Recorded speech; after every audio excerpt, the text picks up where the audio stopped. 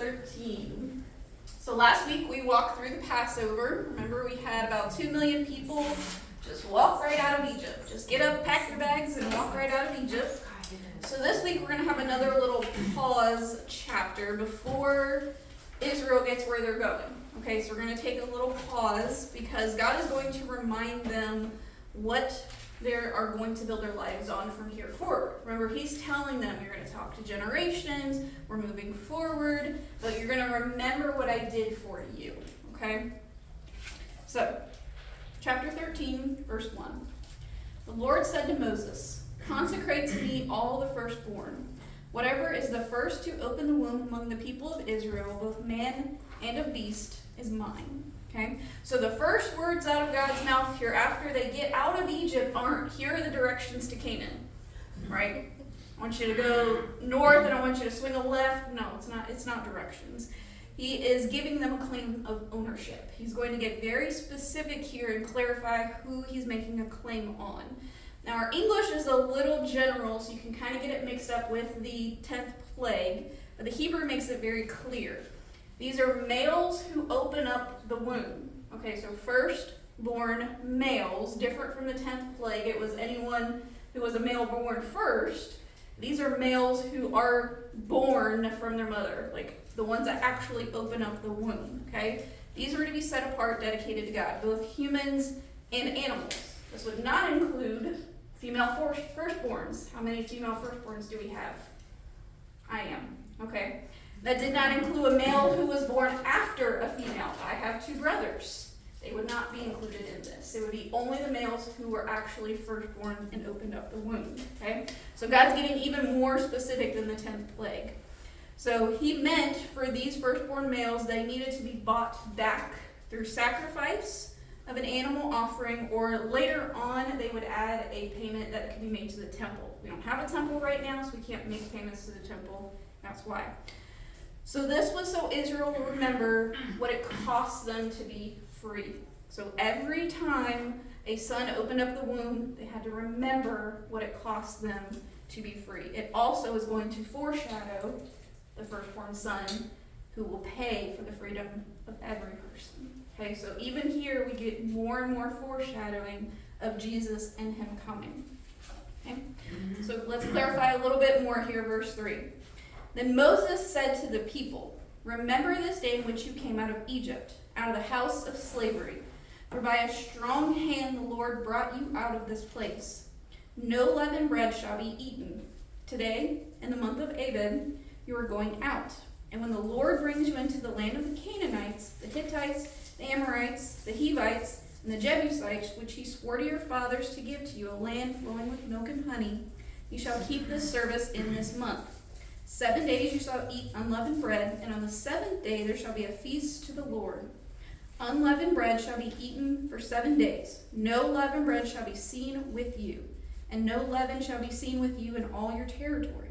You shall tell your son on that day, 'It is because of what the Lord did for me when I came out of Egypt. And it shall be to you as a sign on your hand and as a memorial between your eyes, that the law of God may be in your mouth. For with a strong hand the Lord has brought you out of Egypt. You shall therefore keep this statute as it has been appointed from year to year." All right. So it's now Moses' turn to directly address the people of what God had told him, the requirements for the Feast of Unleavened Bread. Okay? 7 days following the Passover, they were to eat only unleavened bread, meaning bread that did not rise, so no sourdough. Sorry for you sourdough lovers, they couldn't have sourdough that week. Okay? So Moses frames this around remembrance. I want you to remember the day you came out. I want you to remember the house of slavery. I want you to remember what God did for you. Okay? So Egypt had been these people's home for hundreds of years. It was comfortable. It was what they knew. Even though it was slavery, it was still comfortable. But God wanted them to remember it accurately. Okay? While it was home, it was still a house of slavery. Okay? And it was God who had brought them out. They did not get themselves out. They did not form an army and form a riot and get themselves out. It was only by the hand of God. So they want to be remembered accurately, the events. So the first and the last days of the feast, remember, bookends with celebration, with joy, okay? And so remembrance was not supposed to be this grim thing that they were supposed to be sad about what had happened. It was meant to produce gratitude, okay? So start with the celebration, end with the celebration, and remembrance, okay? Verse 11. When the Lord brings you into the land of the Canaanites, as he swore to you and your fathers, and shall give it to you, you shall set apart to the Lord all the first opens the womb. All the firstborn of the animals that are males shall be the Lord's. Every firstborn of a donkey you shall redeem with a lamb. Or if you will not redeem it, you shall break its neck. Every firstborn... I have a question. What does it mean that they're going to be the Lord's? Is somebody sacrificing these people? So they basically have to be bought back. So basically the Lord is putting a claim on them, and in order for them to get their child and their firstborn animal back from the Lord, they would have to give up something. So a sacrifice in order to pay for it back. So they're going to come to their home, and Moses is going to come to their home and take their firstborn child? No. So this is a symbolic act. Okay, so when the baby's born, it's like God saying, that one's mine. And then the parents would say, okay, we're going to purchase him back. We're going to remember it costs us something. We're going to remember that 10th plague where there was babies and men. So they're not really killing this firstborn child, and they're No, not really taking this child out of the home. No. They have to buy them back from the Lord. It's like an offering. It's like an offering. Okay. Like a Thanksgiving offering, basically saying Yes. that this is my firstborn and we're gonna. Yeah.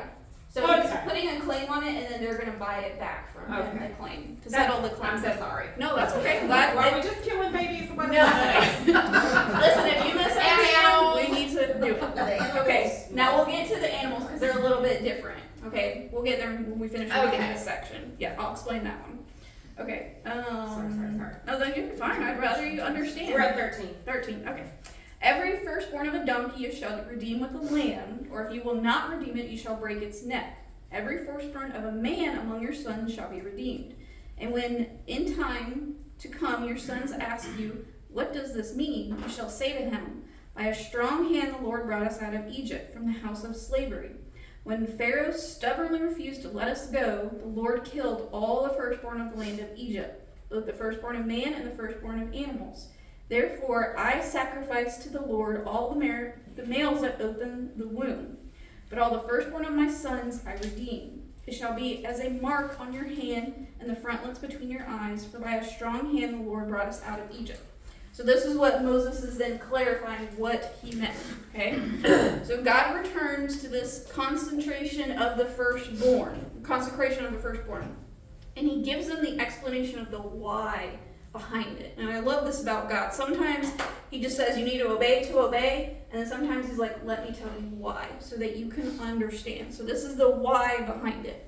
When your son asks, why are we doing this? You can explain to him what this means. And tell him that by a strong hand the Lord brought us out of Egypt, out of the house of slavery. So notice that God builds in these questions into his system, right? The firstborn laws was designed to promote children to ask, why are you doing this? Why do they have to be brought back?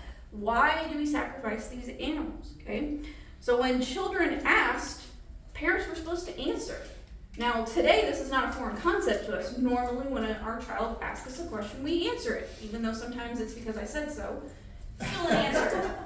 But that was revolutionary back then. Children were not supposed to be heard or seen or be, have these questions answered until they were an adult.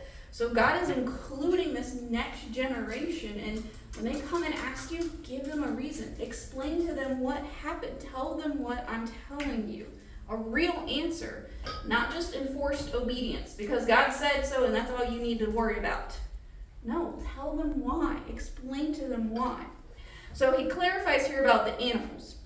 So the firstborn of clean animals were to be sacrificed. So we're talking lambs, goats, all of our clean animals, they needed to be sacrificed to the Lord. Anything that was unclean, like a donkey, a lamb had to die in their place. Okay, so if you own donkeys and your donkey... Why is a donkey clean?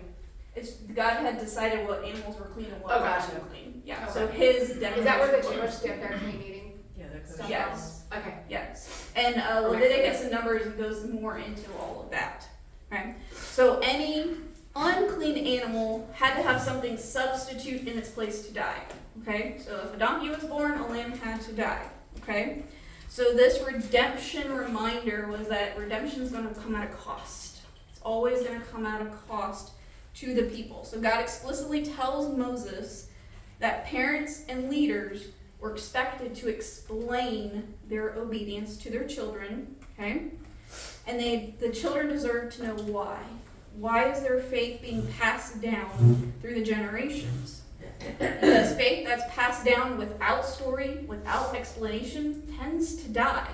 If we're just so told you need to obey, the rebellion in us goes, well, if you're not going to tell me why, I'm not going to do it.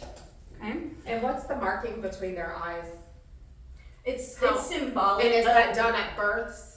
No, so there wasn't an actual marking, but it's basically saying like before your forefront. I just know there's in some religions, don't they something on babies or something? The Catholics do it on Ash Wednesday. Yeah, that's what I was thinking. Yeah, and then So the Jews actually have like the males will walk around with boxes that have pieces of the Torah in it on their between their eyes and on their arms. That's a literal thing that was supposed to be symbolic. That it's always going to be before your eyes. That's how we would say it. Have this thing always before you, always remembering it before you. So it was a symbolic wording that they then made literal. Okay. To actually have it constantly before their eyes. Yeah. Right? So we need explanation. We need stories. We need to know why. But did you catch in all of this, he's also saying, tell your children. Tell your children. Where are we right now if we're in our Hebrew and Israelite sandals right now?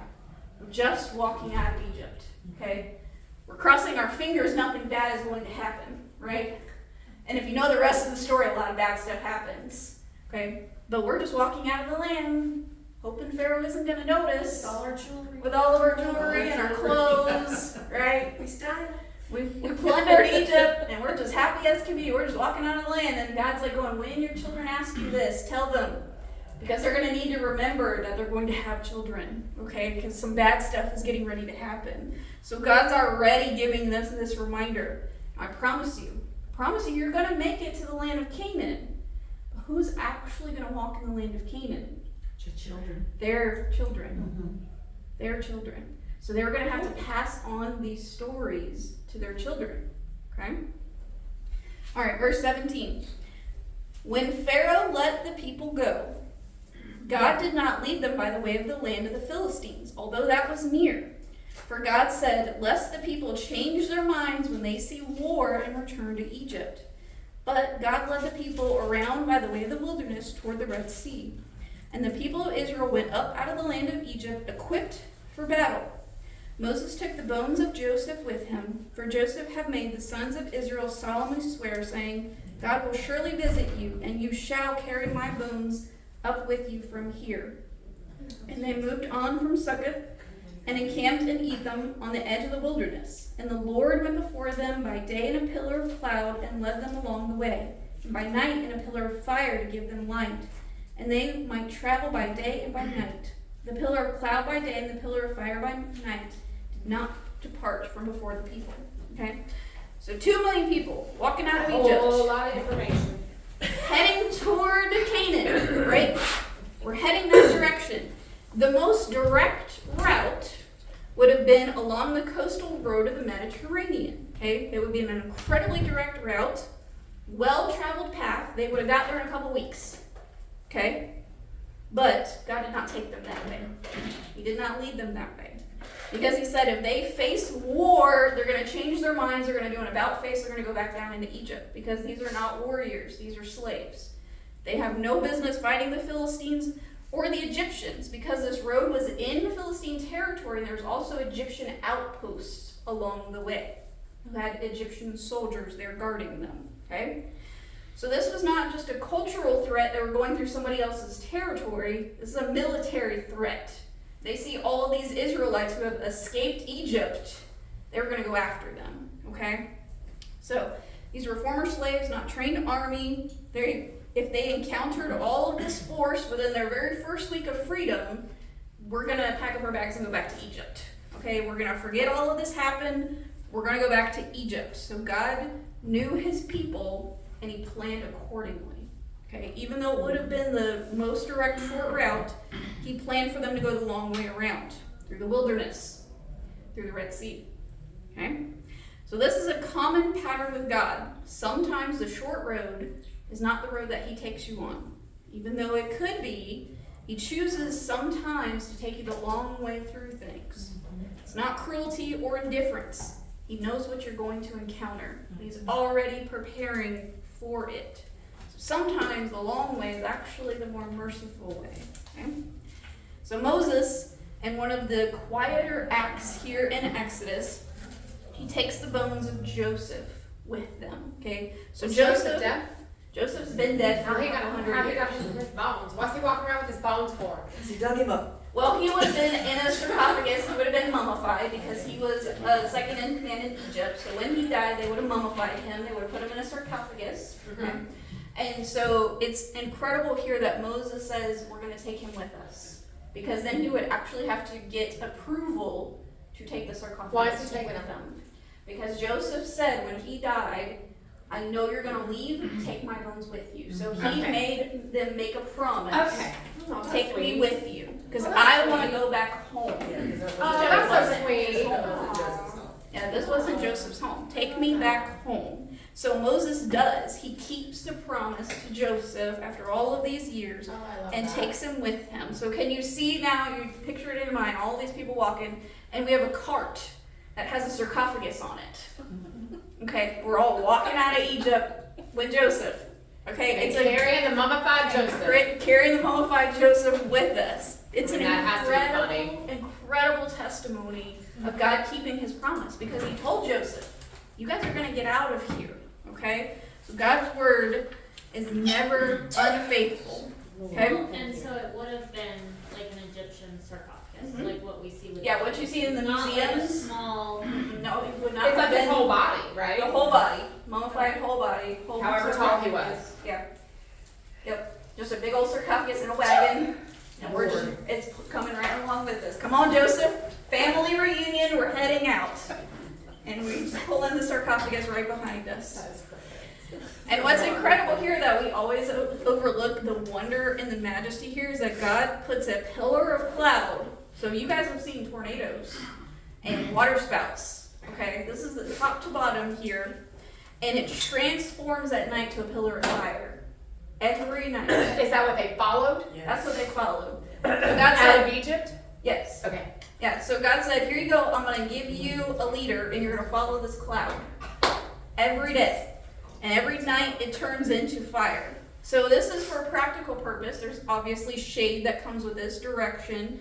And then at night it provided light and protection. Because if a predator saw a big old flame of fire pillar, they're not going to go anywhere near those people. Okay?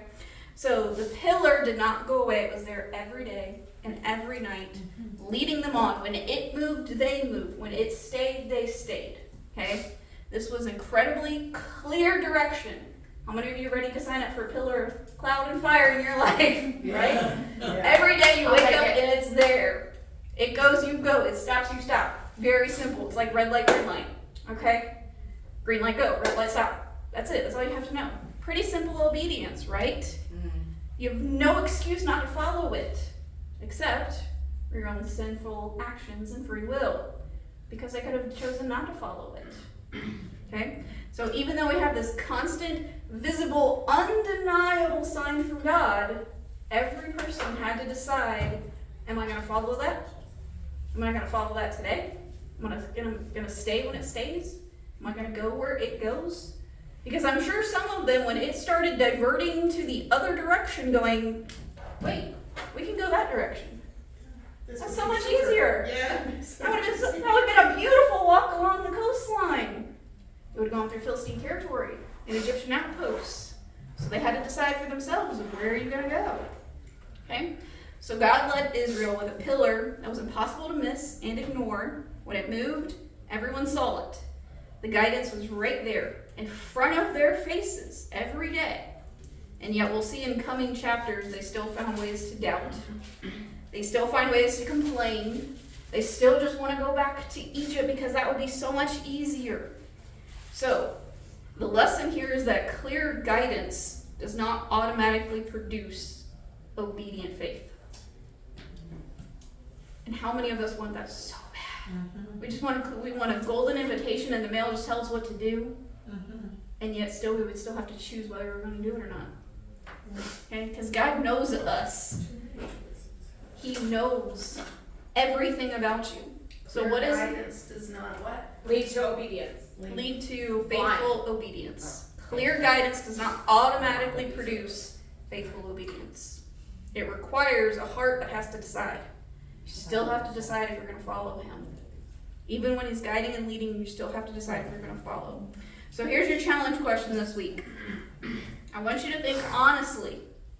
God, where are you leading me? And what is keeping you from following that leading? Okay? For them, it was a choice they had to decide. Because it was pretty obvious where he was leading. Sometimes it's not so obvious with us. It's pretty obvious for them. But still, they had to decide to follow.